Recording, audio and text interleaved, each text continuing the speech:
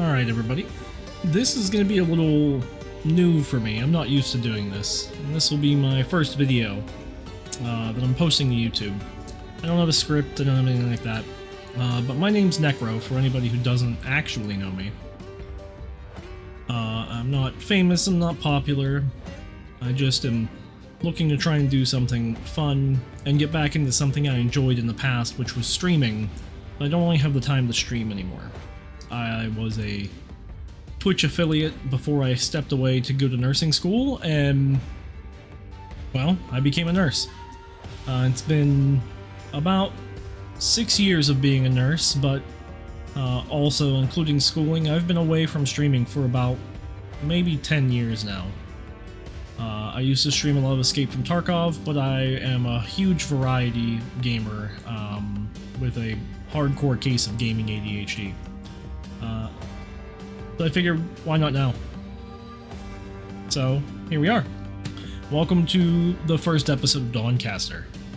I have this game on my phone, and I enjoyed it a lot. I played a lot of Slay the Spire, and this game really kind of itched that need to play a game similar, and they brought it to Steam, and that got me really excited.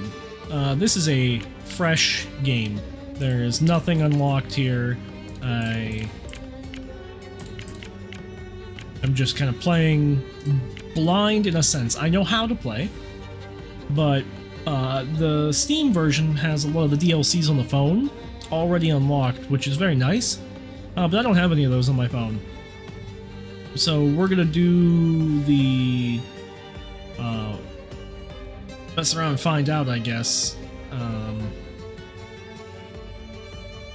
What do we got going on here for right now? Buy in bulk, add 10 or more copies of a single card to your deck. I'm not a huge fan of that one. Call to Arms, survive the final encounter on any difficulty as a warrior. So we might play a warrior for this run.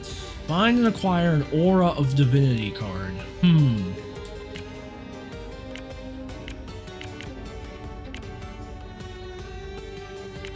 Alright, maybe I don't have the option to re-roll that one yet, but I guess we'll get right into it. So, this game is similar to any card battle or RPG. The forefather of that, to my knowledge, is Slay the Spire, being one of the most popular. This game kind of takes it in some different directions, but a lot of RPG elements are in it. Every character's class has different weapons, which are like your basic attack card in Slay the Spire. They're like your strike, but they kind of define your character. You have an active weapon ability, which isn't a thing in Slay the Spire, but you could consider it like a relic that you could activate. They run by turns. This is usable every 4 combats. Mending weapon. Use your weapon to gain 1 health for every melee action in your deck. Currently it says 0, but we'll also go back. War Mace. Deal 2 damage and inflict Brittle for every damage dealt. Brittle is an affliction that you will inflict upon the enemy, and when dealt damage, remove Brittle. If the damage was dealt from a melee action, take 1 more damage per stack removed. And then Backswing. Make a basic attack. Flanking. Gain 1 haste. Flanking triggers when this card is played from either the leftmost or the rightmost space in your hand, which is similar to Downfalls, the mod from Slay the Spire's Gunner. And then Haste is a blessing for you that you get as a buff that reduces the cost of the next card drawn by 1 energy, and then you decrease Haste by 1. And again, just like with all the weapons, there are several of these action cards. This would be like Bash in Slay the Spire for the Ironclad. Card sets. Dawncaster has hundreds of cards and they have a limited selection. So we'll go with limited because I just don't... There's so much. We'll just slowly open it as time goes on. We have the core set, we have extended, and meta progression is on. And that's enough for me right now. Normal difficulty for now, and we'll do select next. There's random and seeded run, but we'll just go with following the path of the story. With that, we'll start it.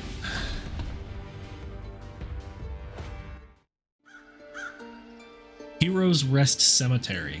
This is actually, I believe, new for me. Along Hangman's Road lies the foreboding cemetery known as the Heroes Rest, a place where no man or woman visits out of their own volition, and a true testament to encroaching darkness emanating from the battlefield. The long way around. Survive the journey and find your way to the bright candle to join the militia. Heroes Rest. The old wooden wheels creak as the carriage comes to an abrupt halt. The driver lets the worn reins slide from his fingers while the horses whinny their tired replies. I am very good at public speaking. This is as far as I'll take you, stranger, the carriage driver says through his crooked teeth. You stay away from the cemetery. Legends speak of the Pale Warden, a necromancer who despises the living. The dead there don't sleep soundly enough for my liking. The dead. The dead, the driver repeats grimly, turning his attention to the crumbling stone, wrought iron graveyard gate. Beyond, rows of tombstones stand silently in various states of disrepair. It may look quiet now, but I've seen it come to life, if you'll pardon the expression. Shambling corpses whisper just beyond your ear's reach. The old man narrows his eyes, deepening the creases in his weathered face. This ain't no resting place, warrior. If anything, it reminds me of a prison, and I've seen enough of those to know the difference. The Gilded Summons? The driver meets your eyes and says, it's not for me to say, but this whole Gilded Summons business sounds like foolishness to me. We shouldn't go poking demons just because some fickle god tells us to. Let them fight their own battles, I say. The Gilded Summons, a call to all adventurers willing to aid in the ongoing war against the demons near the border between Loomis and Umbris, offering all manners of riches, glory, and favors for those who are willing to fight alongside the Radiant Militia. Where do I go? It ain't far, friend. Just through those gates you'll find Bright Candle. Suppose that'll be where they expect new recruits to report in. I stay clear well of the fortress, best to avoid confusion. Wouldn't want them mistaking me for, well, someone like yourself.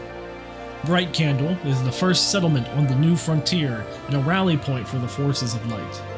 I can handle myself. The driver tips the wide brim of his hat to you. I meant no disrespect, he says. I'll return what's left of your fee, as I couldn't take you all the way. Just watch your back, friend, or else unfriendly eyes will watch it for you. So here's where we kind of get into the different state of the game from Slay the Spire. Slay the Spire, we have the path that we follow up, or in Downfall we follow down. So this is more of like a deck of cards that you shuffle up for a story, like a tabletop board game, where the DM or the GM or the person running the game is a deck of cards and it decides it for you, and you pick your fate. Opportunity, treasure, traps, or treachery. Shrine, strange statue stands out from its surroundings, or opportunity. And then we also have a status effect that's here. Disturbed graves. Undead in the area gain 1 anger for every grave you disturbed. I feel like I'm going to regret my decisions here. We have our character and all the information on them. Reginald the Learned. Yeah, he looks very learned. Learned how to take a hit to the face, I guess. Level 1 warrior, 65 health, no XP, 25 sun gold. Here's where we get a little different from Slay the Spire. This is our energy. We have dexterity, intellect, and strength like in a typical, simple RPG. Strength is our energy pips, and we have 2 strengths, so every round, as you'll see, we'll get 2 energy.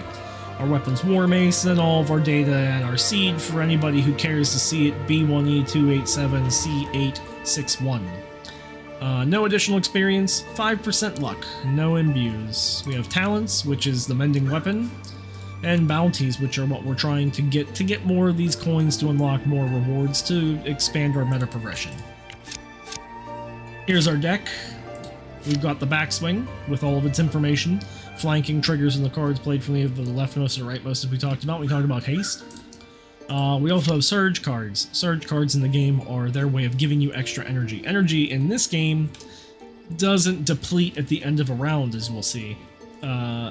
much like it does in Slay the Spire. This is how you play bigger cards here in Dawncaster. Surge of Strength is 1 strength or 1 energy and 1 health. Then we've got our War Maces, and we've got Block, which is just 3 armor. Pretty simple. When you're dealt damage, you take 1 less for each block you have. And then our weapons ability, which I won't use right now. I'm going to take an opportunity. Let's go left. Purple berries. You make your way deeper into the woods and stumble upon a bush spotted with a large, plump purple berries. Eat them. Overwhelming sensation of sweetness seems to somehow sharpen your mind and allows you to remove an unwanted card from your deck. This game, Slay the Spire, you're always kind of like looking to like balance that deck size like up and down. This game is similar. I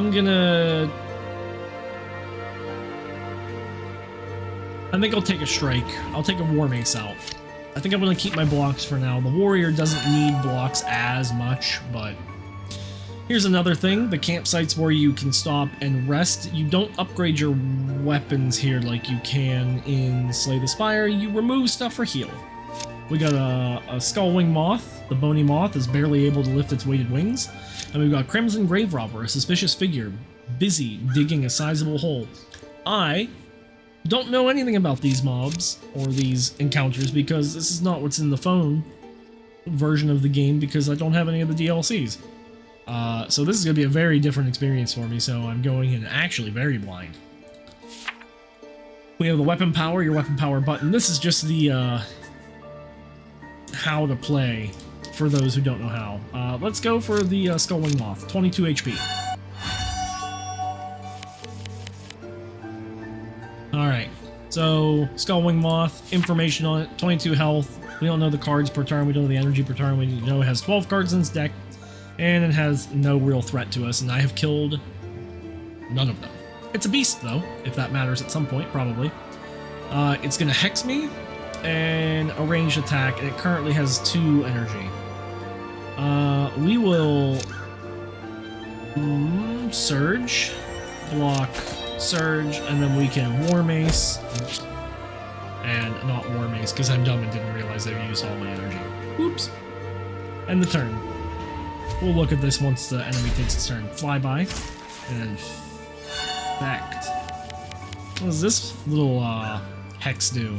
Infected. Whenever you discard a card, take 1 damage for every point of Infect. Remove all Infect whenever you gain health. Oh, that's a really cool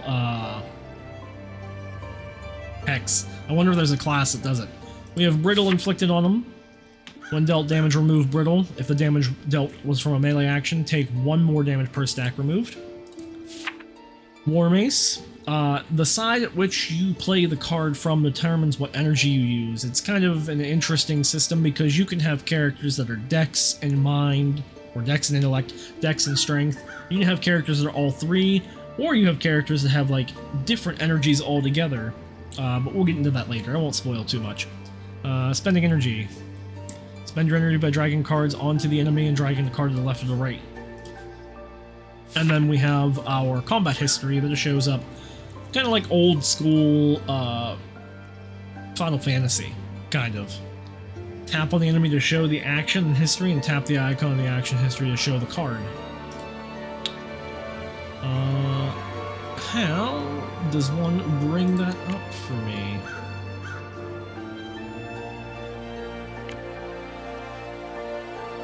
There's not really much that we have here that we can adjust.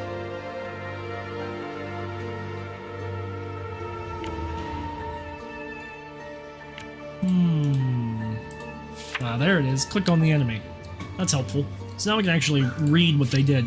Buzzbite was the infected, and Flyby deal 2 damage and on hit gain 1 evasion. Yes. Evasion. When dealt melee damage, reduce the first damage taken to 0, then decrease evasion by 1. That would be why we didn't do anything to him. Alright. So we have enough to do a backswing and a War Mace, and I think I'm gonna do that. We'll backswing, which is technically we deal a War Mace hit, because that's what performing a basic attack is. And these War Maces are a basic attack for our character. So as you see, it says that we did one. This is considered a conjured card. And then we're gonna War Mace him in the face again, adding the brittle up to 6. And then we'll end our turn. We're gonna take a hit here, but c'est la vie, right? Infect, and then deal 2 damage and evasion. So first hit's gonna miss. He's gonna try and hex us twice.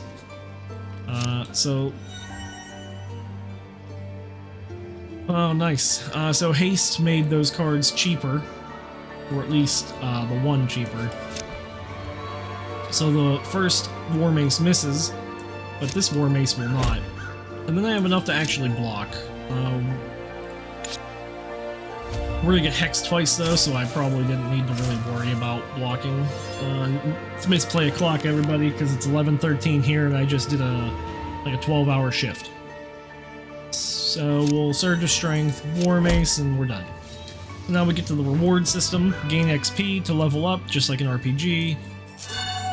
And now we meet new cards. We can skip the rewards, pick a card out of your deck, or press X to skip, but it's early on, so let's see what we got.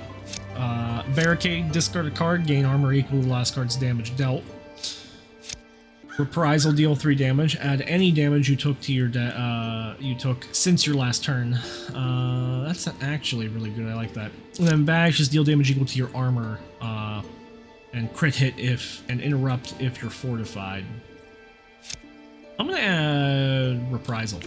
So we removed a War Mace, so let's add a extra damage to it.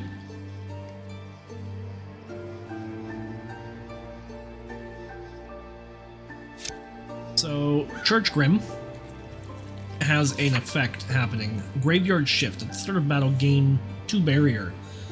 An enchantment. When dealt damage, take 1 less damage per stack of barrier, and barrier does not fade and can be dispelled. Enchantments are like powers. Do we fight this guy or do we disturb a grave? So this symbol here in the game is kind of how you progress story. Auras, as is explaining, some mobs have auras. Some enemies bestow new abilities on nearby enemies via their aura. The unit giving the aura is marked by the aura, followed by the ability it bestows. Defeat it first to remove the aura and its effects. So we'll attack this, because I don't want to go there. I don't really need anything from the campsite. And I don't really care to gain HP. I don't need it right now. Alright. Surge of Strength and War Mace him in the face, and then we'll just end my turn.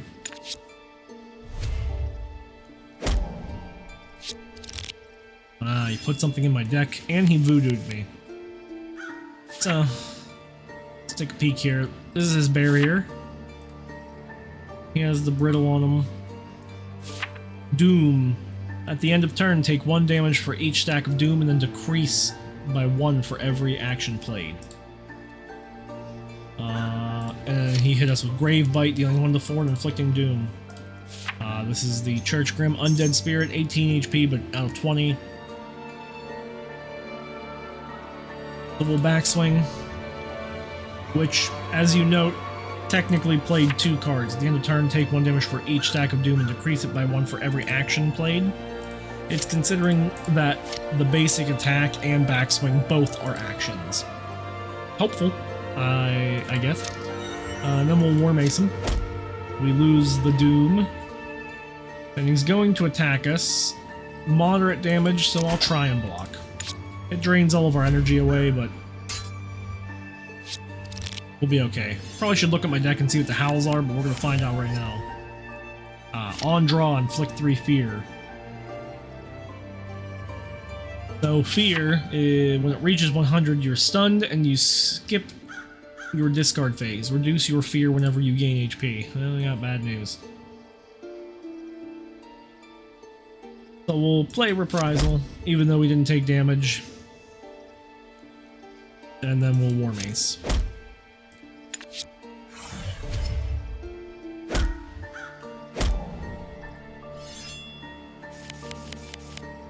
Alright. Surge of Strength.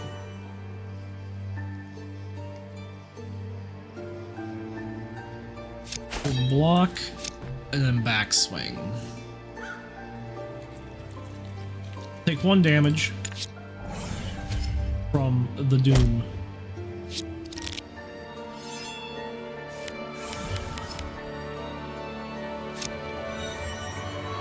Four energy. And a free block. I'll take it. All of the terror. I guess misplay a clock. I should have looked and saw what he was doing. Backswing to get rid of the barrier. And then the reprisal. 56 HP. We're doing alright. Bat Familiar. This card's fun. Brace for impact, gain 4 armor. If the enemy is holding an attack, gain 8 armor. Persistent. Persistent cards don't get discarded at the end of turn and cannot be buried. Retaliate, deal 5 damage and gain interrupt. Energy and interrupt if you were hit with a melee action last turn. Adapt, cards with adapt have the ability slots to gain additional effects when played. And then we have remove target's remaining energy and ends their channeling effects if a monster gets interrupted. It will be replaced. A deadly card with a regular card. That's pretty good too. Bat Familiar is interesting. It's an equipment which are kind of like powers that you can play until you deplete them, and then get them back in your hand, you can play them again. Unique means you can only play 1 per combat, because they're special. Durability, the number of times equipment can be activated before it's depleted for the remainder of combat. Deplete triggers when the final charge of the card is spent. And then bleeding, when dealt damage, take 1 additional damage per stack of bleeding, and then reduce bleeding stacks by 1. Right.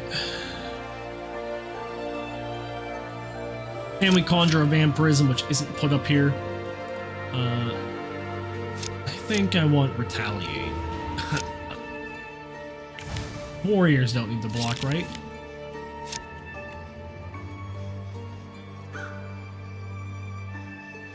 Let's check the shrine.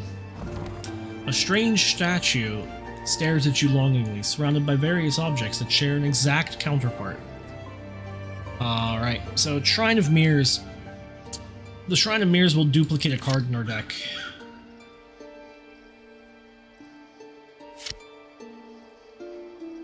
I think I'm going to duplicate Backswing. We could duplicate coins too, but Backswing's a special card. I think getting an extra one of it would be better. It's like adding a second bash. Let's fight the Grave Robber now. One of the tactics you can do with the quest deck, at least on the phone, mobile game, you can go through the whole deck till you reach a dead end, and then progress the story segment. I don't feel like fighting something with 72 HP right now. I'm gonna check out what the Crimson Grave Robber has to offer.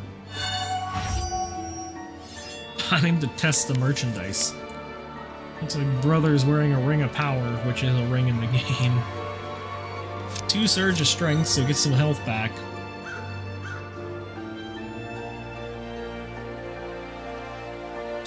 I guess we just go all out. End the turn. Aim and pray and aim and pray. So he hit me with 2 fire. Yeah, he's definitely using Ring of Power, which is a card that you can get. Blu-ray inflicts frozen, gain 5 HP, deal 5 damage, or inflict 5 burning. And Brother here inflicted us with 10 burning. At the end of the turn, take 1 damage per stack of burning. Similar to Poison in Slay the Spire, I think, if I'm recalling correctly. No matter what, we're going to take 10 damage. So I think we just want to try and end this as quick as we can. Cowardice. After 4 turns, this foe will run from combat, taking any potential rewards with him. What a jerk. That's a big chunk of health. Ew. Frost is unfortunate. Damage dealt is reduced for each frozen you take. So 0 damage from this, and then it is decreased by 1 for every action played. So this will at least reduce it by 2. Oh, interesting. For Doom, it considers it 2 actions. But for frozen, it only considered it 1. It'll go away at the end of turn. It doesn't really help us kill him before he runs away, though.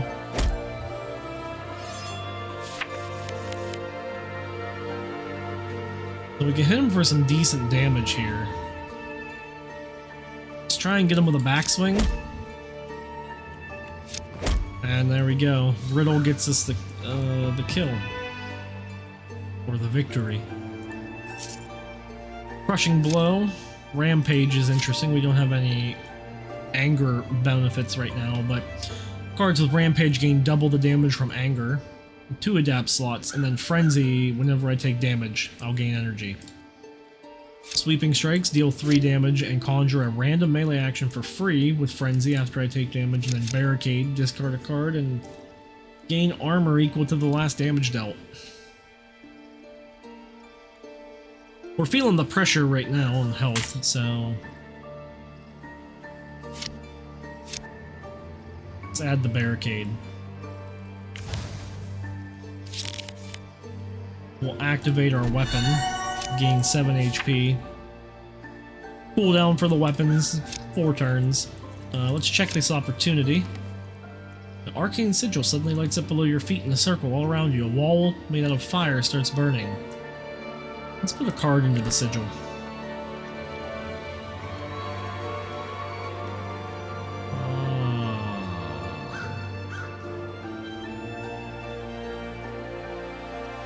This might be bad, but let's try one of the backswings. Card altered unplayable. Interesting. Cannot be played from the hand, so this backswing is a dead card now, sadly.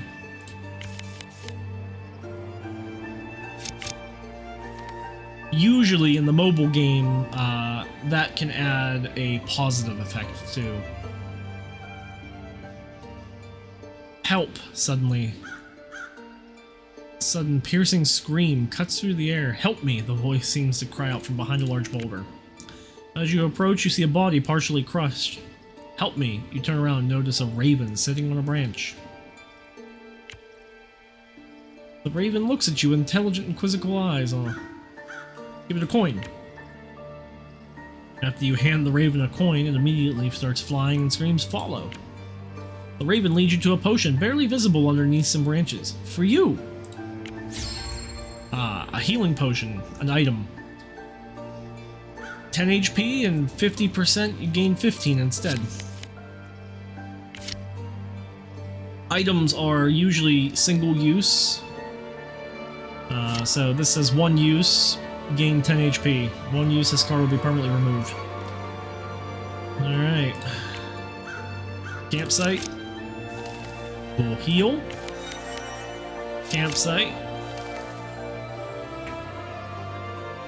I think I'll heal one more time. I don't actually want to remove that card because there are some altering cards or things where we can tweak the card into something else, so...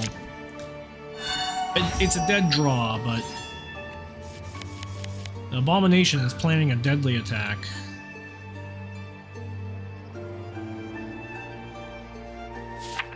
Falling apart. At the start of your turn, double your afflictions. Ah. Interesting.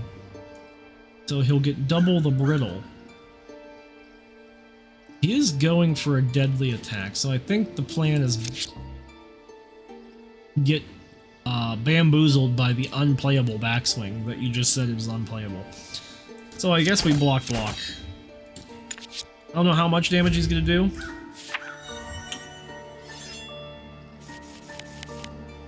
Get bamboozled by his attack. Stitch Limb, gain 4 HP and remove all bleeding.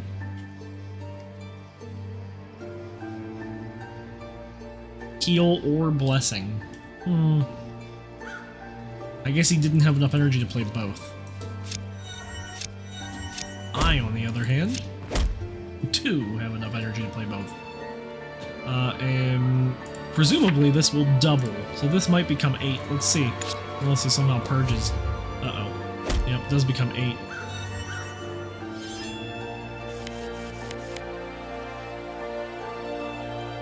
A real backswing. I think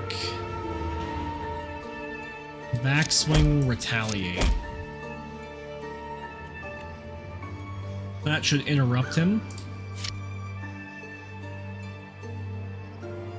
which should make those basics and removes his energy.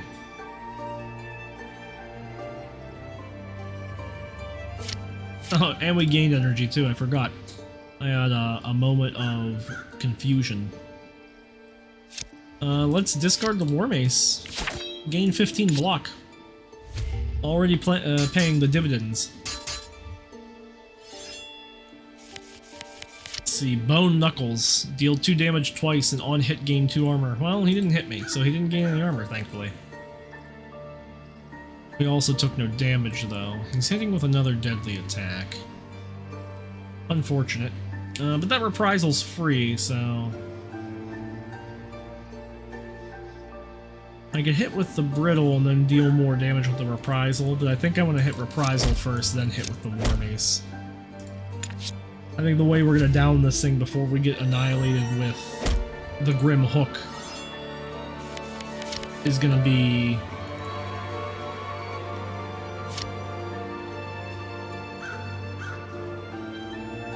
gonna be the brittle.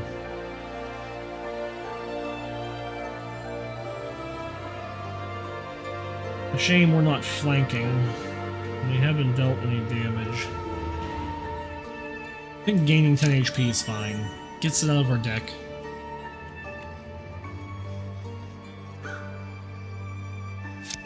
And this will add brittle and at least gives us 6 block.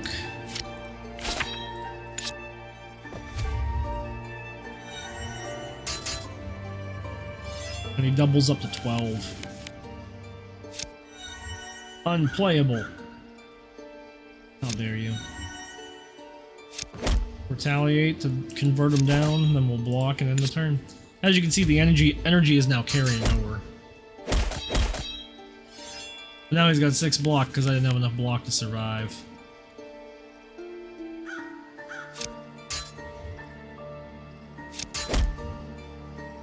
War Mace. I don't know if I can... Yeah, I was gonna say, I don't know if I could play that anyways without a card to discard.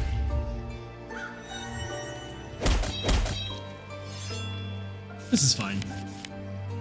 We can Surge of Strength, healing us up. War Mace, and then backswing. Block.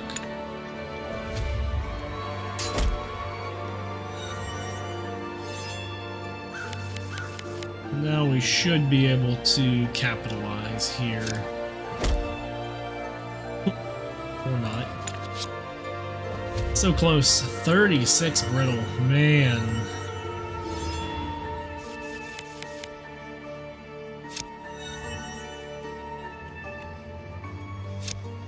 Yeah, negative 28.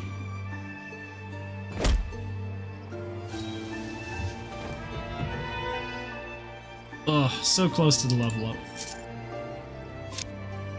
Oh, so this is a hard call. We have Sanguine Surge, which is a free energy, take 3 damage. Surge Stone is good because we gain momentum each time we play a Surge card, and as I said, Surge of Strength are Surge cards. Momentum allows us to draw a card after we reach 5 or more momentum, and then we remove all sacks. But the advantage here is this card is upgraded, or is upgradable, which means this will become 2 momentum, 3 momentum, 4 momentum, because cards upgrade in this game differently than Slay the Spire. You don't have like a basic and an upgraded. You can like take the upgrades to like plus 10. Kind of like hitting with like a plus 10 axe in any RPG or D&D or Pathfinder. The downside is it has heavy, so it doesn't get shuffled back into the deck. I could add another backswing to make up for my mistake. Oh man. I think Surge Stone's smart. The Sanguine Surge is good. abomination. The mass of rotting flesh collapses on the mossy ground. Some of the stitched sinew twitches, as if ready to rise once more without a moment's notice. So we've reached the dead end. This is going to explain dead ends for us, which are blockades within the game that indicate the event deck has run low. So we'll disturb a grave. Rather unremarkable gravestone stand somewhat crooked over. Open the grave.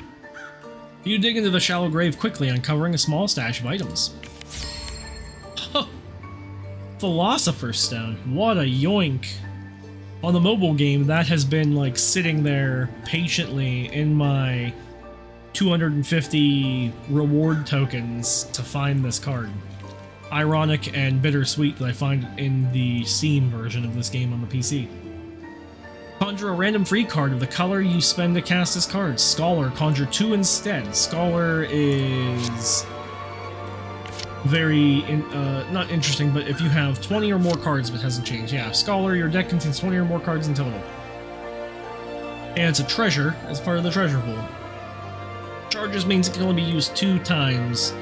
Cards with charges can only be played X number of times before they are depleted and removed from that combat. Restless Ghoul. Brains. Yeah. Probably don't have any for disturbing the dead. So we'll play Surge Stone now. Surge of Strength. Then we'll backswing. A melee and a deadly. I don't know if he's going to have enough chutzpah to hit me with that deadly. I don't know much about him. But he does have 1 anger, which will increase his damage by 1, which is like my strength in Slay the Spire. So I'm gonna block. Preemptively. 3 isn't much, but it's better than nothing. Alright, we do have the Philosopher's Stone, so I'll Surge of Strength to add the momentum. We'll Retaliate to interrupt him, and then I'm going to play the Philosopher's Stone. I don't have 20 cards in my deck, but I get a free backswing. On flanking, too. That's nice. And we'll hit with the War Mace. I guess we'll block again. That's a cool card. Poison! Poison in this does not function like Slay the Spire. After playing a card, take 1 damage and decrease poison by 1, and gaining HP prevents 1 HP per stack reduced and reduces poison. So if you gain HP like playing the Surges, I won't actually lose the health, which makes sense, I guess. We're gonna Reprisal for free and take him down. Level up. So now we get into what I guess we could consider our relics in Slay the Spire for your character. We get 3 to choose. Your basic attacks deal additional damage equal to our potency. I don't have anything that makes us potent right now. Aggression, when you gain anger, gain an additional stack. Oh. Whenever you interrupt, add a Fury card to your discard pile. And your Fury cards provide 1 additional anger. So we do have a way of getting interrupts happening with Retaliate. So Objection could be good. So we'll refresh Malice. Endless Arsenal, the start of combat, conjure a free basic attack. Man, that, all these are pretty decent. Aggression is less good right now, it's more of a setup. If we take that, our anger is decent, but if we had Objection first, then Aggression, it would be cool. Endless Arsenal giving us a free basic means we get a free War Mace hit. So that's a free 2 damage and brittle at the start of every combat. Oh, sorry, at the start of every turn. I think I refresh Aggression. Forgery, copy a card in our deck. Well, we saw where me copying cards in this got me. Well, we could copy Philosopher's Stone.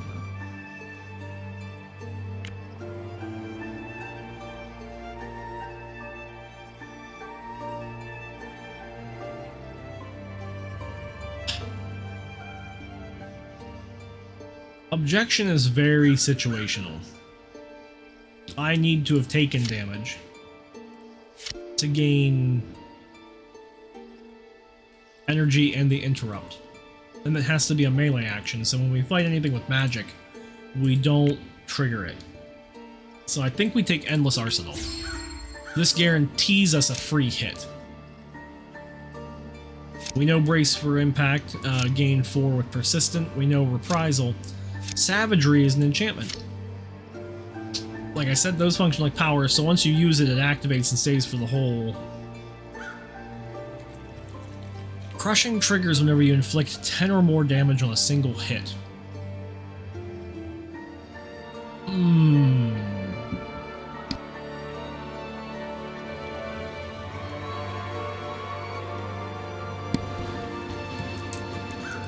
Huh.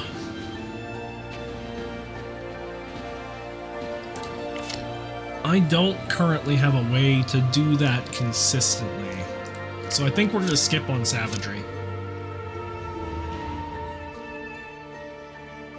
I think we take Brace for Impact. A little bit more defense for this character, it probably will go a long way. 54 HP, I think we go to the Broken Gravestone. And I'm gonna open the grave because I'm a greedy bastard. Oh my, Staff of Thunder. Graveyard is cooked. A broken tombstone. As you pry the trinket from the muddy soil, an unsettling groan rises and catches you by surprise. A bony claw reaches for your throat. So we enter combat right away with a ghoul, who's now going to be hitting for a little bit more. So the Staff of Thunder, since we didn't get to see it, deals 3 damage 3 times and chain. We'll get more into that when we can actually see it up here. But we are going to go right into War Mace, Reprisal, and then Backswing, getting it on the flank for some haste. Poof, 5 damage and some poison. Man, that extra attack is nice. So we'll hit him with the interrupt. We could play Surge Stone, setting us up. War Mace for free.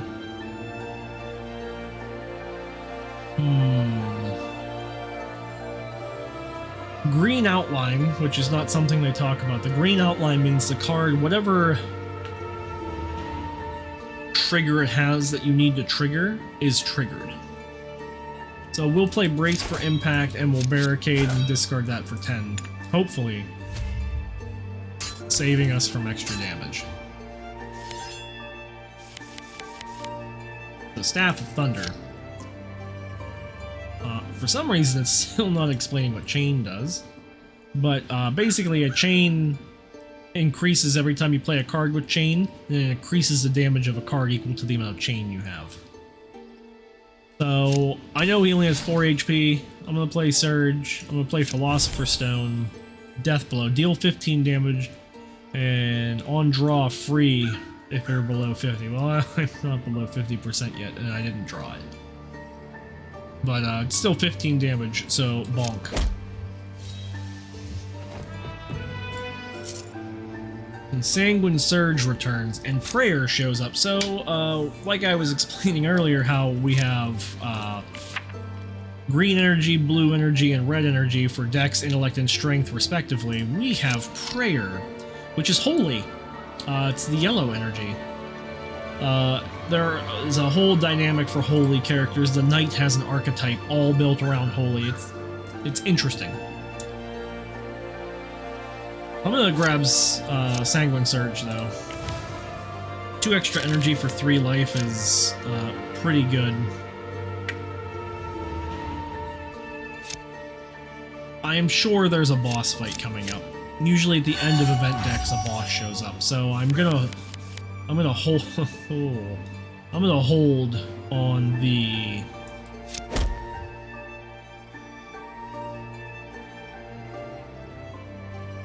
campsite. I think Philosopher's Stone. Oh, do we have 20 cards in deck now? Am I crazy?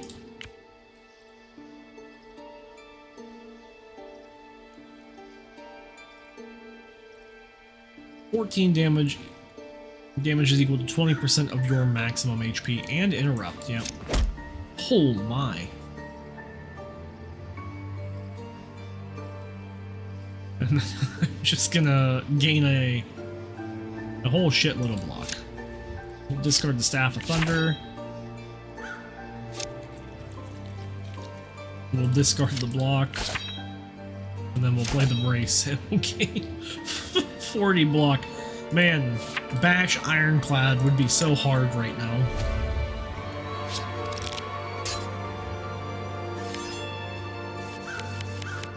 Alright. Backswing. Gets rid of his barrier, and then War Mace.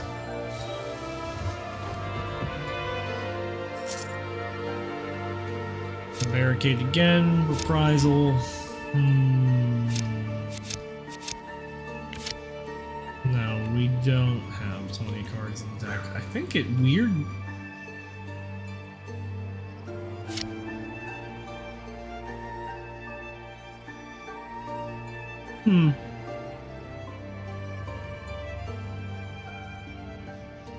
This will give us 20 though. I think we'll take another reprisal.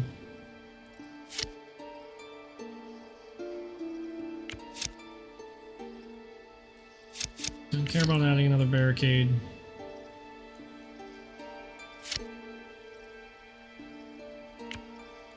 I don't.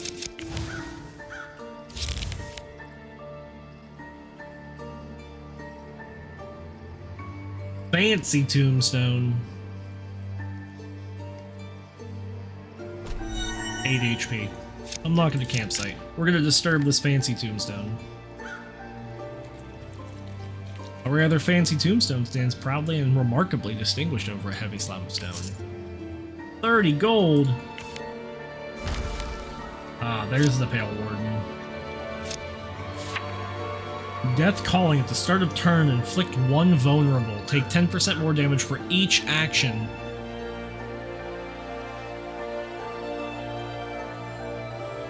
For each stack of vulnerable. Stacks up to 100% extra damage.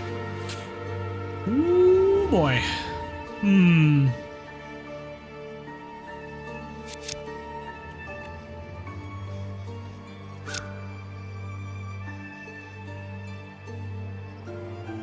He's gonna have 3 extra strength too, because I'm greedy. So we'll heal. Dead ends, this is all we got. Boss fight.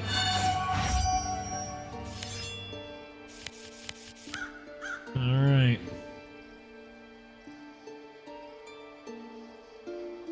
He's gonna heal or bless, hex, and then magic attack me. Well, looks like my retaliate isn't gonna happen very often. War Mace, Surge.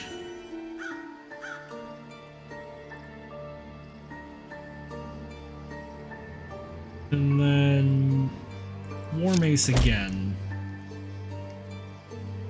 I know I could put down more damage, but I kind of want to build the brittle on him, so I'm going to save this. I would like to know what he just smacked me in the face with, because that hurt. Deals 7 damage, deals additional damage for each grave you disturbed. Oops. Entomb, add a terror to the opposing deck, then inflict 1 pin for your foe if your foe has no energy remaining. Thank God he did not pin me. I hate pin. Daisy Matriarch, or Matriarch Daisy, as you'll come to know her, I assume. Or if you play this game and you know her, is the bane of my existence. Yeah, we're gonna take 3 damage to Sanguine Surge, and we're gonna War Mace him. And then we'll Philosopher's Stone. I probably should have played Backswing first, but... Haha! I can't be pinned. Headbutt. Pretty good. That's some big damage. Backswing to gain a flanking. He does not plan to attack now. I already have 3 blocks, so I think I end the turn. I am not much a fan of gaining more vulnerable, but here we are. Play Surge because it's free, play Surge of Strength because of Surge Stone. And then we'll War Mace. War Mace? Ah, he has lots of block, that's why. And he plans on hitting me for some stupid amount of damage, it looks like, so we'll go with 8 to 11, then we'll end the turn. Ah, fear. Okay, looks like the big hit was... Well, that's rude. I don't like that. And deal 7 damage. 10 damage. Oh boy. Alright. War Mace.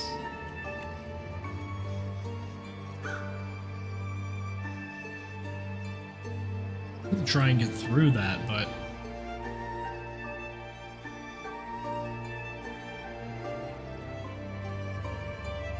Best I got right now is 5. And then some brittle.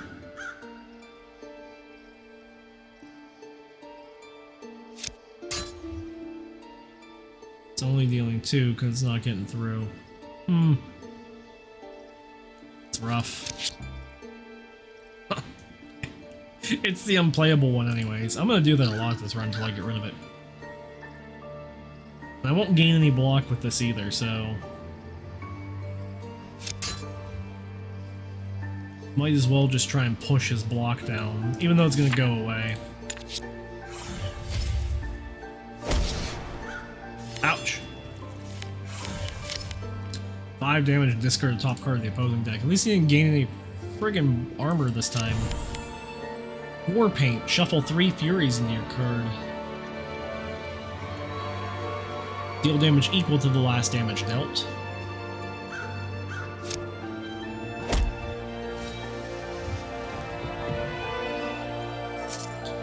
Ooh, what is that? So, Field Surgery, take 4 damage, then gain Regenerate. So we'll take 4, but then we'll regenerate 4 health, 3 health for 7, 2 health for 9, and 1 for 10 across 4 turns. Crushing Blow we know. Stone of Legends. Shuffle an Untempered Monolith, the Stone Blade, into your deck. Unique.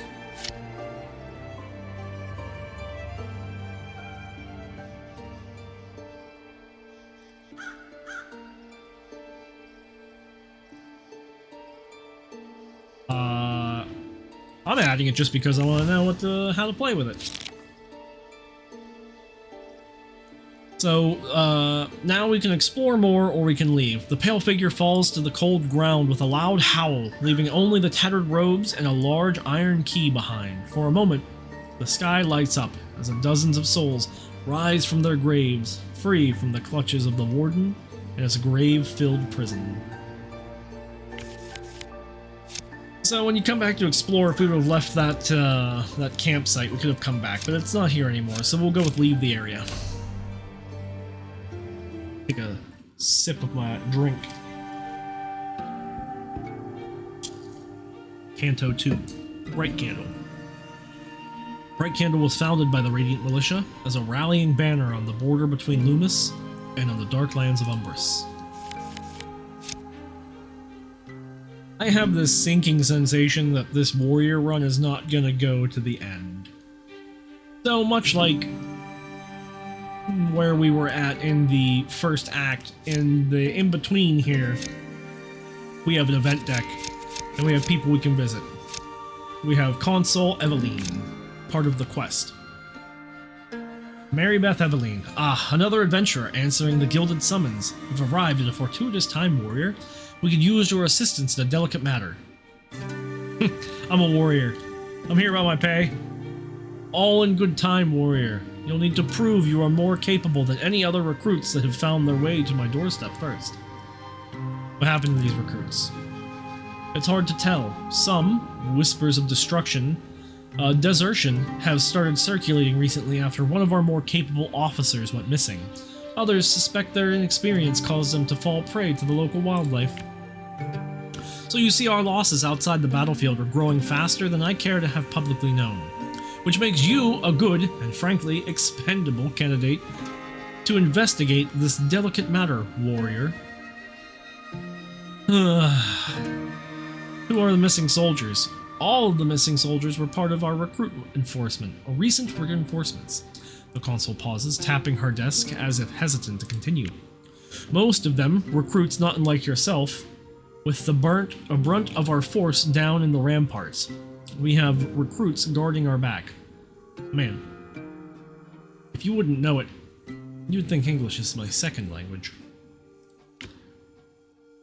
I wish I had the numbers to have more experienced soldiers look into this matter, but that's a luxury we can ill afford at this time. Where do I look? The outskirts of Bright Candle are still considered hostile territory. Our patrol now stay in sight of our fortifications, so your task will be to explore beyond the safety of Bright Candle's protection to the west or to the east. Ah, so in the mobile game you only can go one direction, so it looks like they're giving you the option to go two. I'll investigate these disappearances. Glad to hear it, warrior. Report back with any information, and the gilded summons will make it worth your time. So you have 84 gold. Now we can go to the fortress gates. Or, well, it says east or west, but it's still only giving me the fortress gates exit. We have the inn where we can heal, where we're obviously going to go, but then we have the blacksmith. Regar Firehorn. A sturdy man swings a hammer at his blackened anvil before he looks up. How can old Regar help you? So we can upgrade one card, like I mentioned. We could upgrade the single Surge Stone, making it 2. We can remove a basic attack. Not going to do that. Or we can spend 50 to upgrade all of our basic attacks. War Mace is kind of at current our bread and butter. Upgrading it will only increase damage, but for 50 gold, I'm down to deal 3 damage in brittle instead. The Alchemist, we'll get to in a second. Upgrade actions. Upgrading a card improves its damage by 1 damage per upgrade. There's no limit on the number of upgrades a card can receive. Only cards that deal damage can be upgraded, which is kind of a misleading explanation, as we know that Surge Stone has the upgradable keyword on it, meaning this can be upgraded.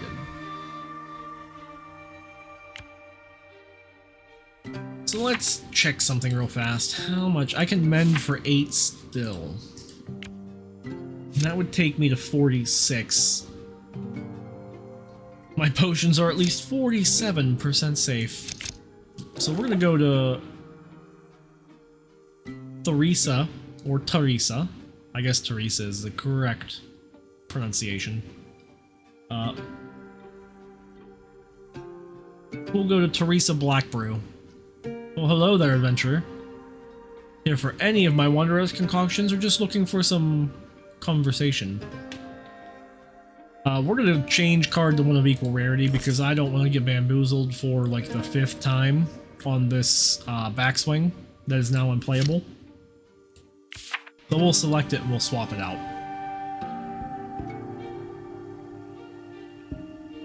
Siphoning Strike. 6 damage and then gain 10% of your max health if we were hit. I think I'll grab that. A little bit of extra health, like regen for a character that already kind of suffers from not having regen. Sadly, we can check out the Bright Candle Inn, but we do not have the 20 gold to heal, and the difference between this and a campsite is you can do this repeated for as much gold as you're willing to spend. The Bright Candle Inn seems more like an infirmary than the merry establishments back in Loomis. Drinks are scarce, but it wouldn't be too hard to find a quiet place to rest here for even a few hours. So we'll leave.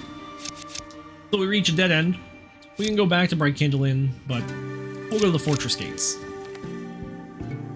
As you approach the guards near the gates, they solemnly salute you, ready to head back out soon. Or out so soon, warrior. Man. This is at least a testament to it as a first video, because I am uncomfortable doing this and I am not used to speaking like this, so here we go. I'm ready. Oh, I lied. So I do get to choose my destination. Tribes of Twilight and Masks of Misery. So I'm going to go with the Eastern Blightwoods because it's core, and that is what I'm used to. These two are part of the DLCs, and like I said, the mobile game that I have on my phone, I don't have them. I'm most comfortable with the Eastern Blight Woods, so we'll travel to the dense and thorny woodlands, where we are going to face down bandits if it plays the same, which I believe it would. East of the Weeping Woods lay the Blight Woods, which, was the name suggests, is as inhospitable as its neighbor. Deal with the bandits. Consul Evelyn wants you to investigate the disappearance of several recruits. Whispers of desertion have led you into the Blight Woods, a secluded area to the east of Bright Candle. Garvin grieves a fashionable hat set him apart from the other bandits. Look, boys, another glory seeker. Get him for the payday. Remember how I was just complaining in that previous thing about Matriarch Daisy? Yeah, here she is.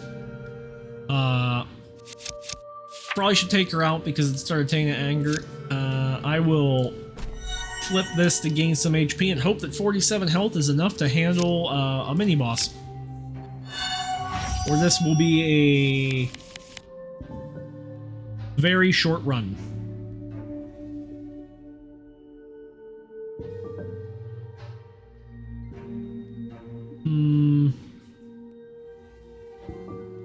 We haven't taken damage yet, but we will with Sanguine Surge. So now we turn on Siphoning Strike. Gain some HP, then we'll Philosopher's Stone. Twin Strike. I'm gonna Barricade. I'll discard the War Mace for it. And then now this will trigger Twinning Strike to make 2 basic attacks. And then I'll add the block. So now Matriarch Daisy, who is a beast, 54 health, runner-up in the Bright Candle Kennel Club Dog Show. Cute. We will flip to pass turn. She's gonna melee and hex. Doom from the Howl, and then on hit inflict pinned, which I do not want to be pinned, so I am happy that I was able to at least dodge it for 1 turn. So something that is kind of annoying is she has Blood Scent. At the start of your turn, dispel a blessing from your foe. So if you're like playing a blessing heavy character, she's difficult to deal with. And every turn she's going to gain 1 anger, increasing her damage. So you're put on a pretty sharp timer. I'm not going to play Surge Stone because I'm never going to be able to capitalize on momentum with Blood Scent. We'll hit her with a War Mace. We'll shuffle a Stone of Legends, I think.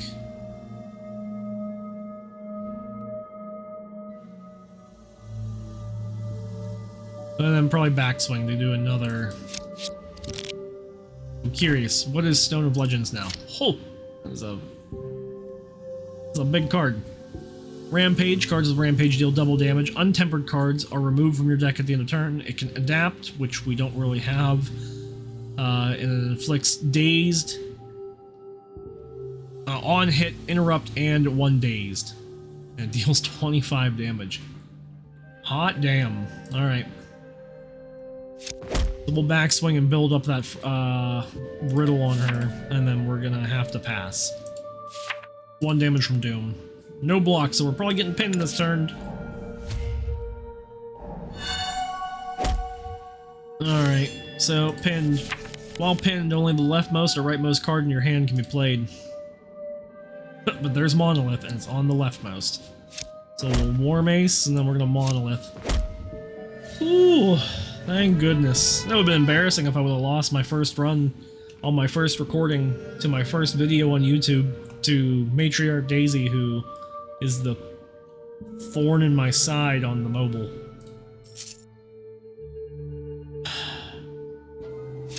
First aid kit.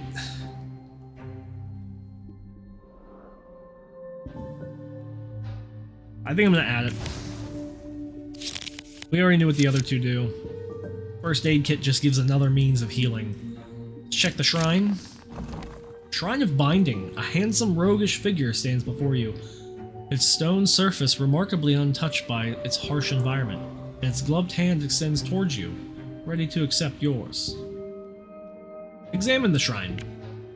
The statue seems to look up longingly from its flourishing frozen bough. its one hand extended towards you, the other hand hiding a dagger behind its back. So I'm going to place a card in its hand.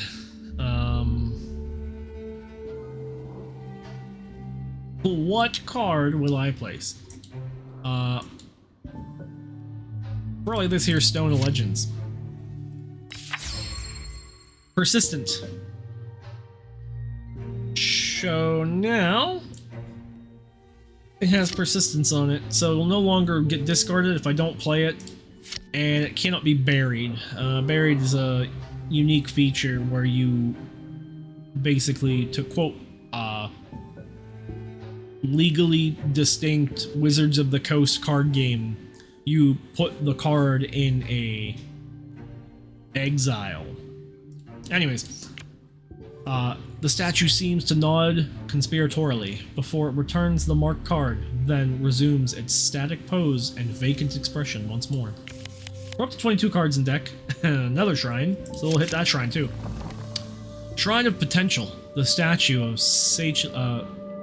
of a stately figure looms over you, its left hand open, the right wielding a large gavel inscribed the words "with power through sacrifice." Inspect the shrine. Select a card to remove, then upgrade all cards sharing the card's type by 1. That being melee, magic, ranged, and divine. We have a backswing that we already messed with. When did Staff of Thunder get upgraded? I am confusion. Magic, lightning, basic attack.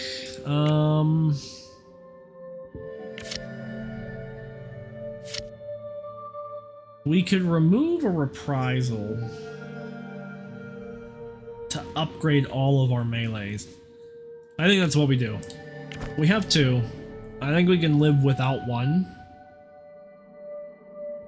And this will upgrade all of our melee actions. By 1. So now we have +2 War Maces. So 4 + 2 riddle.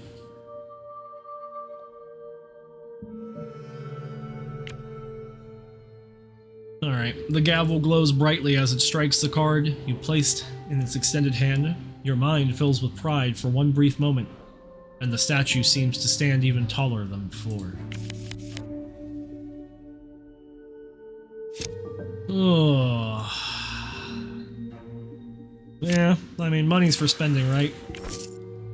Let's upgrade Surge Stone.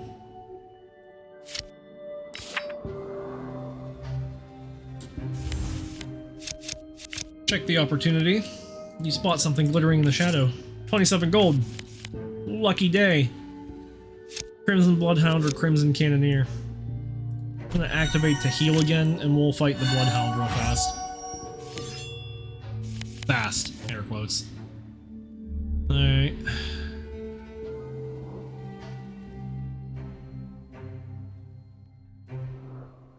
Dangerous large attack, huh?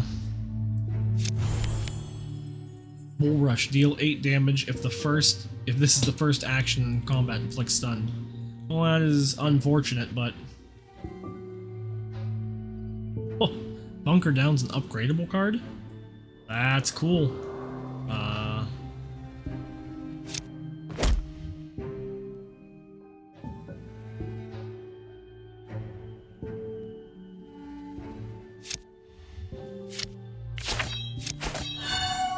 Fortified. Your armor doesn't fade at the start of the next turn.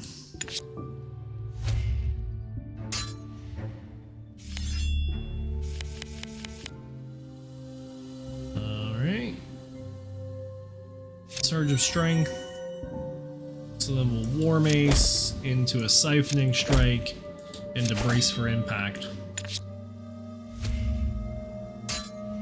This is a good healing round. I like this.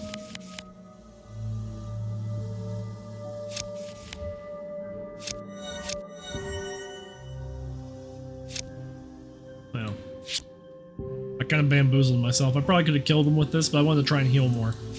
The greed persists. So we're going to take 1. So it's still, we still net positived. That's fine.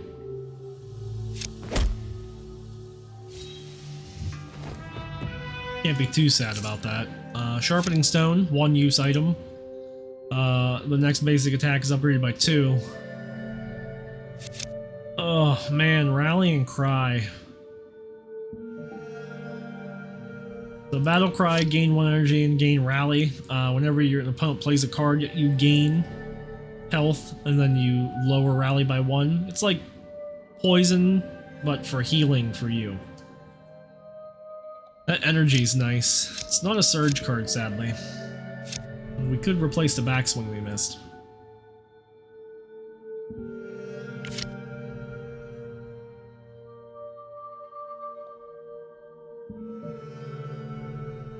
I think I'm gonna go Battle Cry.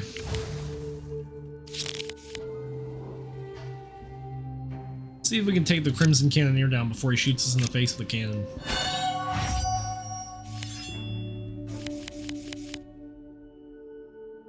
Well, that's funny. Alright. Start of your turn, gain 2 armor. Rude.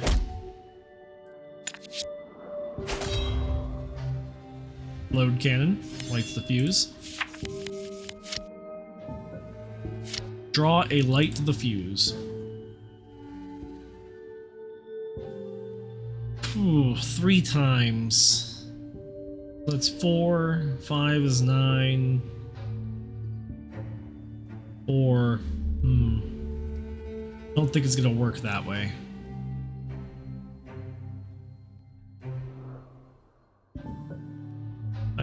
I guess we'll see. We'll War Mace for free, and then we'll Staff of Thunder. It's gonna take him to 13. So yeah, it's 12 damage, but chain. So we just gained the chain. I see. We're gonna lose the chain though, right here. Increase the damage of the next attack by 1 per stack.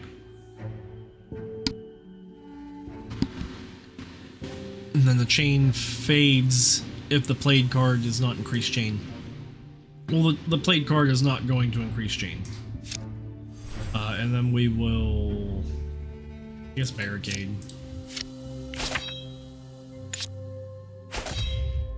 Even though he's not going to do any damage yet. Well, we need to find either a lot of armor or a lot of damage. And I don't think we have a lot of damage. So we'll heal. The War Mace will do nothing because it's an unupgraded War Mace, but at least gets rid of his armor. I think we hit him with a Retaliate. And then we brace with 8.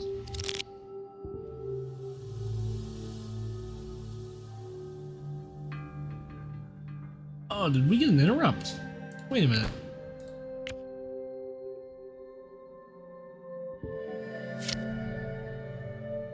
We weren't hit with a melee action. Weird. I could have swore he was about to hit me with something big. He was supposed to.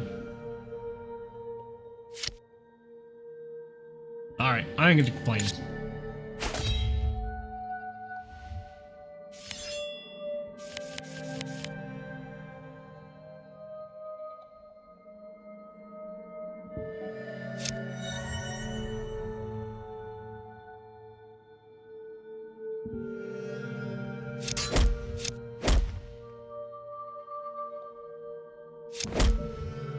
Alright.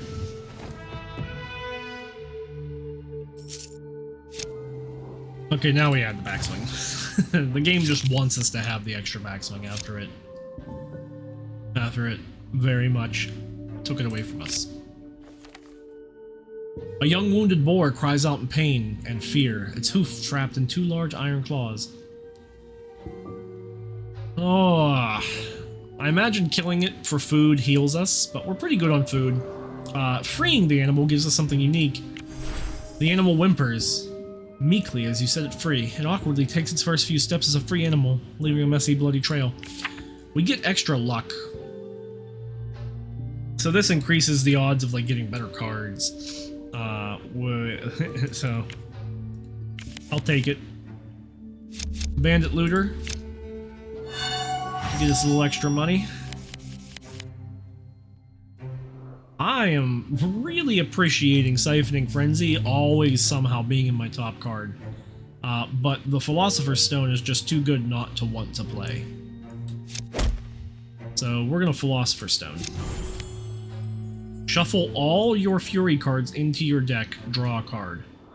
I don't have any Fury cards. This turn, conjure a free melee action whenever you take damage. Heh. That'd be neat for like one of those self-wounding decks.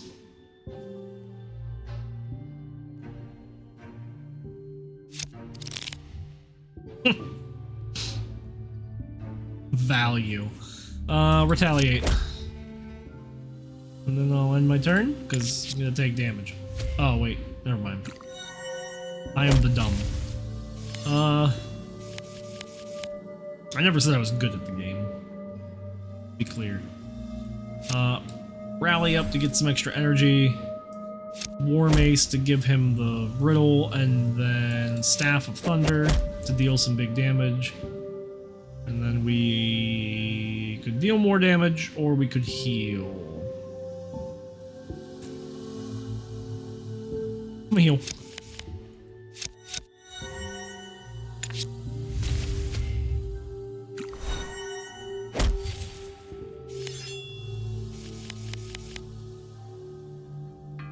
Surge of Strength, War Mace, into a War Mace, into a War Mace. Backswing, but still a War Mace. Ugh, so close. Not having that extra XP bonus is rough. Barbarism. This combat, add a Fury to the start of your discard pile, at the start of the turn. After you play a Fury, gain 1 rally. You know, I like it. Alchemist. It's kind of funny, we've been using the Staff of Thunder. So I feel icky doing what I'm about to do. But I'm gonna do it. 35 gold to change one to a higher rarity. We're gonna hit the Staff of Thunder, which is already a decently rare card. And we'll see what we can get. Oh, Ring of Power, eh? Gift of Nature. 1 use. Heal 5. While this card is in your deck, you can get monster cards to appear as combat rewards, which is interesting. Ring of Power randomly deals 6 damage, inflicts 6 burning or frozen for every, or gains 6 HP, and repeat for every 200 gold. Upgradable and valuable. Or the Tinkerer's Toolbox. If this has any keywords other than unique, transfer them to a card in hand. Otherwise, this card gains a random keyword. Huh. I think I'm gonna grab the Ring of Power.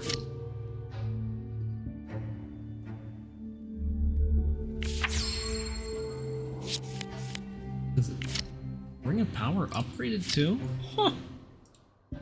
Alright. Ah, Crimson Tracker. First strike, so it's gonna attack me first in combat. Kind of annoying, but...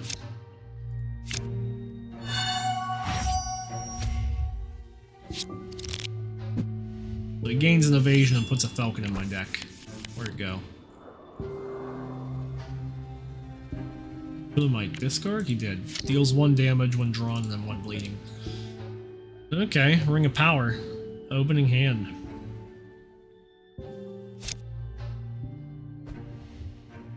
Can rally. Oh boy. Do I Stone of Legends or do I Ring of Power? I could do both. I could do all 3 of these and just skip on the Siphoning Strike. 10% of my max health right now is 7. That's pretty good. But I need to take damage. It has Frenzy. So I haven't taken damage yet, so I'm going to Ring of Power. Ah, 6 damage flat. That's nice. And then Reprisal and then we'll end. I'm going to take some damage, but that's fine. Into the Philosopher's Stone. Beautiful. Philosopher's Stone brings us into a free backswing, free barricade, So I guess I can Surge Stone. This isn't going to be a fight that's long enough for Surge Stone to really matter. We need to upgrade it a little bit more for it to really give us benefit. But one of the small downsides to Surge Stone is how late we're getting it because of how big our deck is becoming.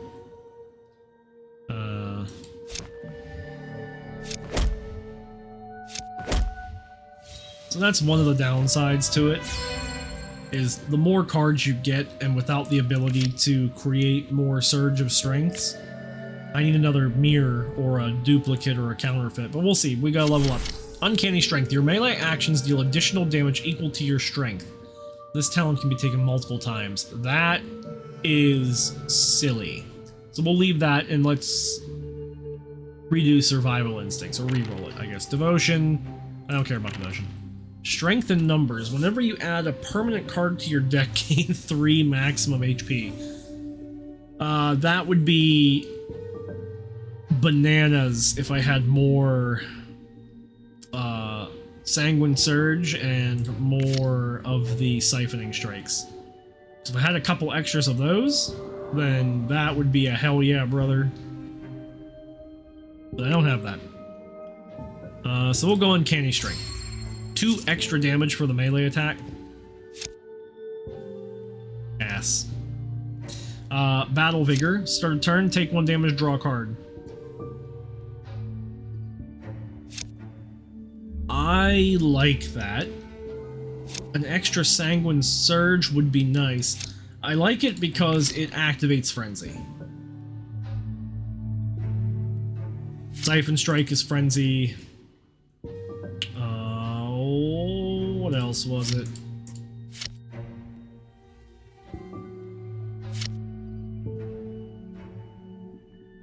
I don't... Frenzy, and Battle Cry is Frenzy.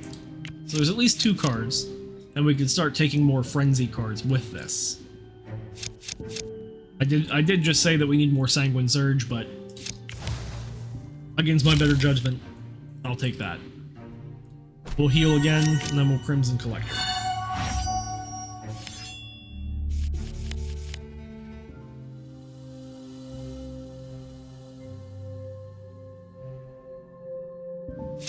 So we'll play some setup this turn.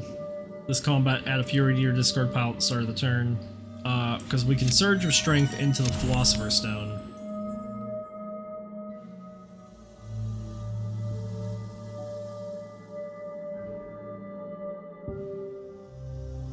Heavy Swing. Woo! Alright. War Mace into the Heavy Swing. Ugh. Into the Ring of Power. Rough. And we'll shuffle 2 Angers, all Furies, into my discard already. Gain 3 anger, take 1 damage, and draw a card. These will also play to help on triggering our Frenzy. He's gonna attack us twice, though, so we're gonna lose the HP that we just gained. But, you know, you gotta spend money to make money, right?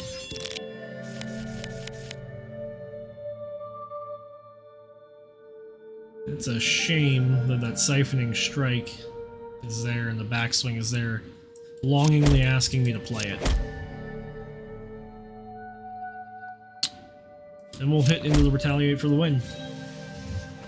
We didn't even get to use those frenzies.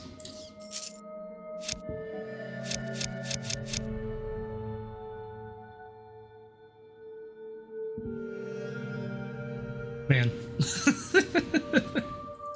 Just the frustration of staring at it, saying I needed more Siphoning Strikes and I needed more of the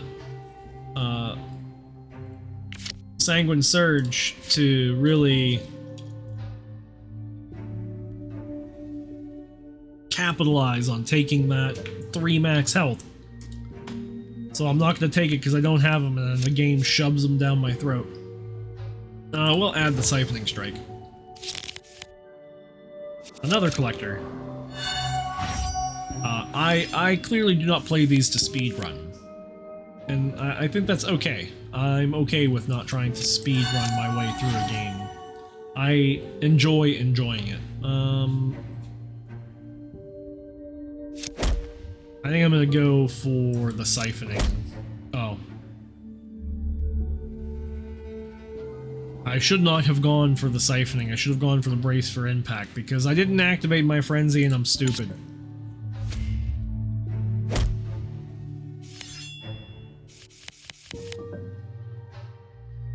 I'm gonna go with the in my defense. I was at work for most of the day. Philosopher's Stone, anything good? Barricade. We can discard something. Let's discard the block. We can play the Lust for Battle. It doesn't really matter all that much. We have 4 block right now. He's going to go up to 3 and probably be able to hit us twice. So, as much as I would love to gain extra HP, or shuffle this in, I do have this on persistent though. So, I think I'll play this to gain 12 block. Hopefully, skirt by without taking damage. Just barely. And then we'll get to Sanguine Surge, Stone of Legends, just to pull us down into the backswing.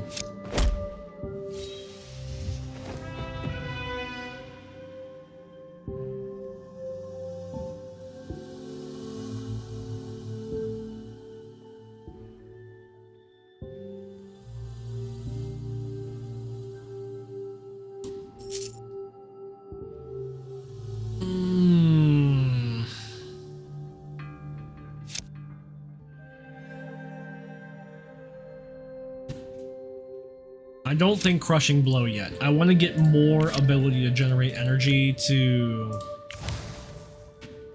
capitalize on this. Campsite? I think we can remove blocks.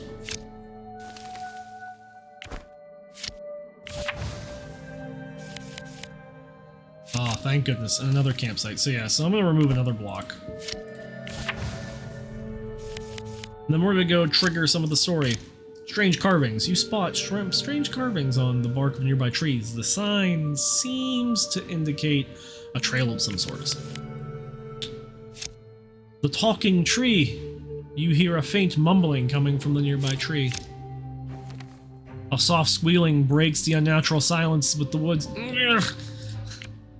As you circle the suspiciously noisy tree, the noises get louder and louder until you see the bound man squirming against the ropes wrapped around his entire torso. A torso stripped down to the boots and undergarments. I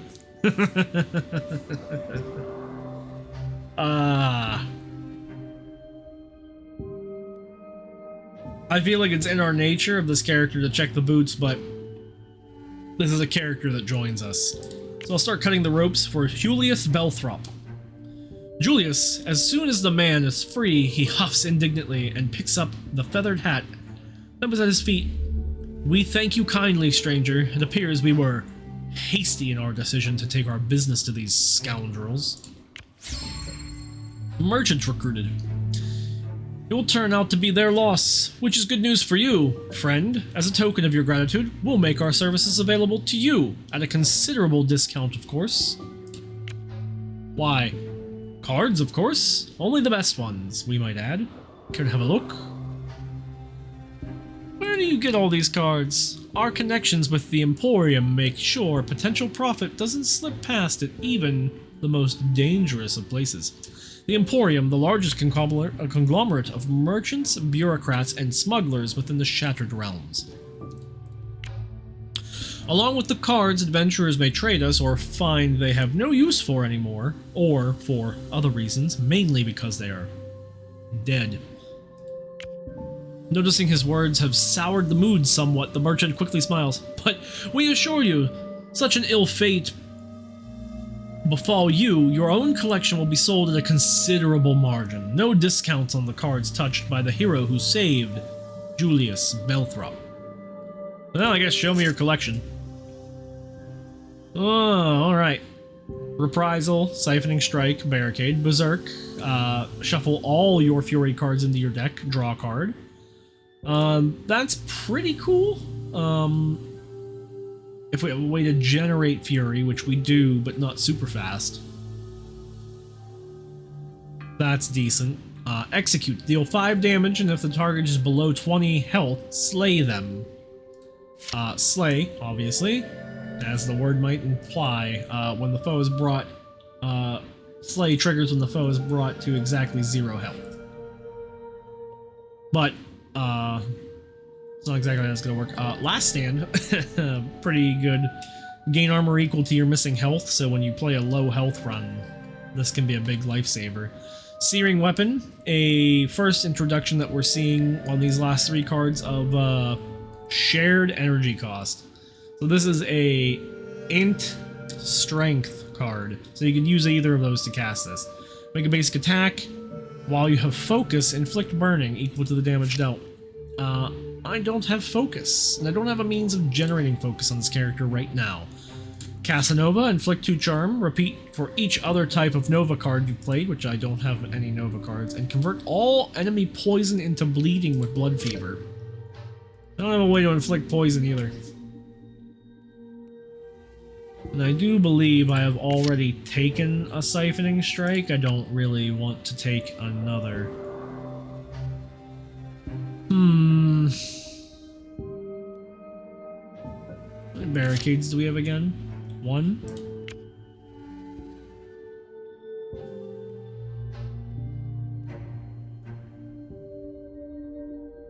I think we buy the barricade, because we did just remove both of our means of creating block for ourselves by getting rid of armor. We'll continue to follow the strange carvings. And we follow the trail to the bandit camp. Looks like you found the bandit's hideout. You become aware of distant sounds to the east. You follow the increasingly muddy trail of footsteps towards a dense part of the forest. The noises soon become the clear sound of laughter and celebration. It looks like you found the hidden encampment. Oh boy, we charging in because we a warrior. Blood for the blood god and all that. Of course I get Sanguine Surge and Surge of Strength without Surge Stone. Magnificent. Battle Vigor first, Sanguine Surge, Surge of Strength to make it only cost 2 to get 3 extra energy. And then we'll War Mace, Stone of Legends, and War Mace. Holy... 10 brittle already. I gotta know. It is brittle for every damage dealt. That's what I thought. Man. First of all, rude. Second of all, Siphoning Strike? Probably. Battle Cry? Battle Cry. Surge of Strength. And then I don't want to hit him with this War Mace, because we may actually kill him with the Brittle. Actually, no, he'll take 14 instead, yeah? Yeah, he'll take 14. This won't kill him. And we heal. Now he dies. The build's kind of coming together. Mostly because we've built up a lot of those weapons. Another Retaliate. How many Retaliates do I have? Just 1. Defensive Strike. Deal 6 damage and gain armor equal to the damage dealt.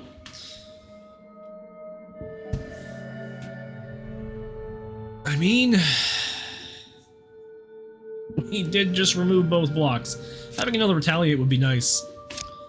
Body of Steel is okay. We don't gain enough health on this build right now, I don't feel like. I mean, we are gaining a consistent health, but I don't think we're gaining enough to justify a Body of Steel. I'll take the Defensive Strike. Too bad. Into Garvin Greaves, a fashionable hat sets him apart from the other bandits. Cool. Surge Stone at the beginning of this is nice, though.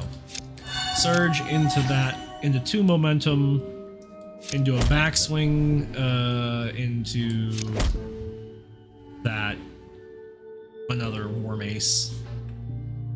He's gonna perform an unpredictable action and a melee attack.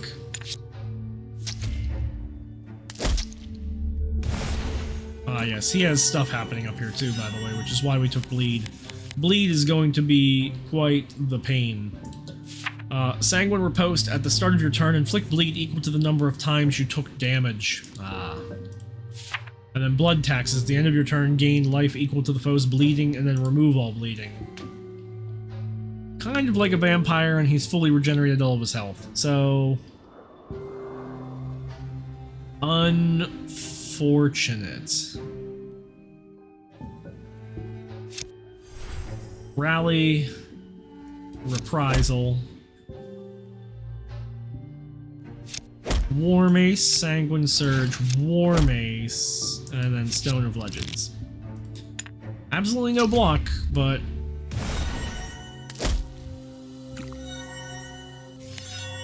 only healed 7. Inflict 1 bleeding for every damage dealt. So that's 5, okay. Surge of Strength. I want this to heal. Retaliate. And then we can probably War Mace for 4. So this will be exactly 31. We just gave him the bonk with the big bonk sword. Headbutt. Deal 15 damage and damage equal to 20% of my maximum health. Man. So mad I didn't take that now. Hindsight's 2020 though. Break bonds. Cleanse all dazed, dominated, and pinned. Enter frenzied stance, and it's reliable.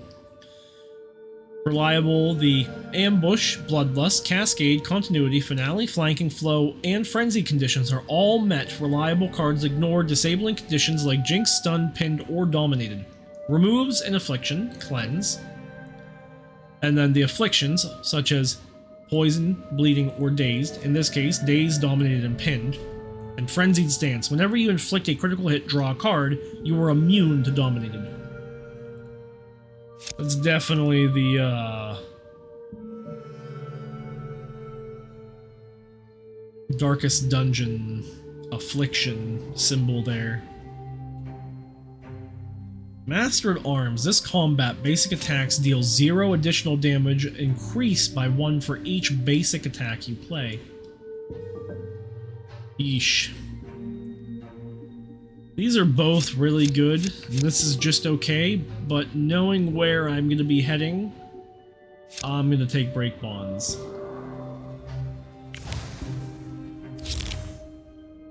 Garvin Greaves, the leader of the bandits, staggers, an incredulous expression on his twisted face, slowly changing into a bloodied grin.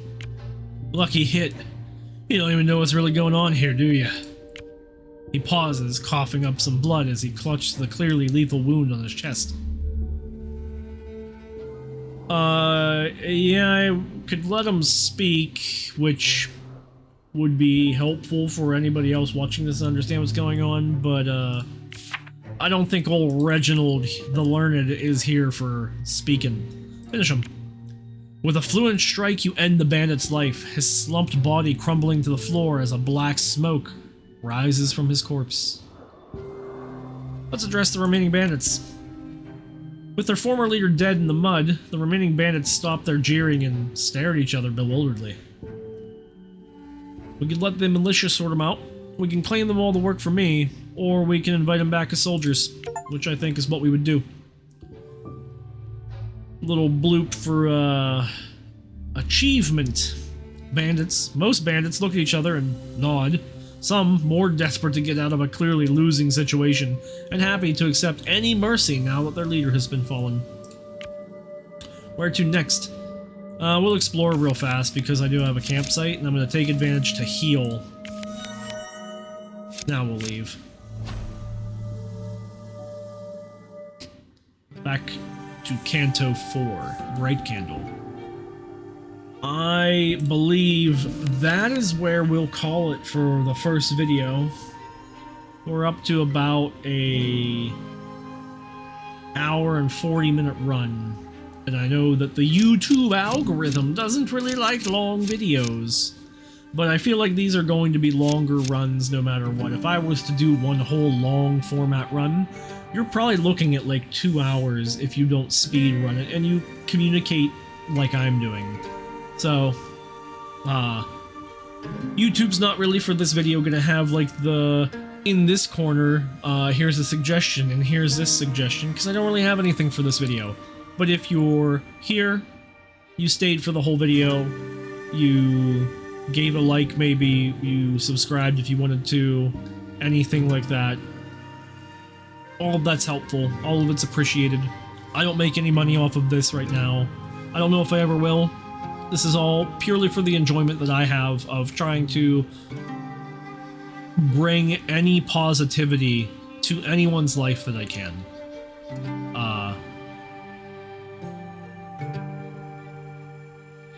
Thank you to anybody who hung out for this first video.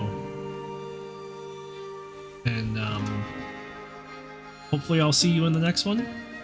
If not, I'm just happy that you came in and gave it at least one watch. If you know somebody that would like it, let them know. And I'll see you later. Till next time. Necro out. I don't really have an outro. I don't know. This is gonna be awkward for a while.